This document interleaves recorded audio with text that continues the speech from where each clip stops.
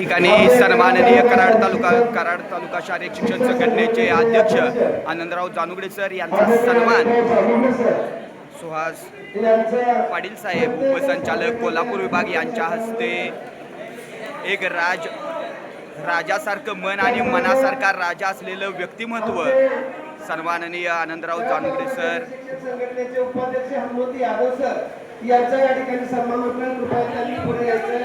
Hanumant Yadav sir, Suhas Gurav sir यांचा या ठिकाणी सन्मान होतो आहे. मुख्याध्यापक बीपीएड शिक्षक मुख्याध्यापक सुहास गुरव सरांचा सन्मान या ठिकाणी संपन्न होतोय.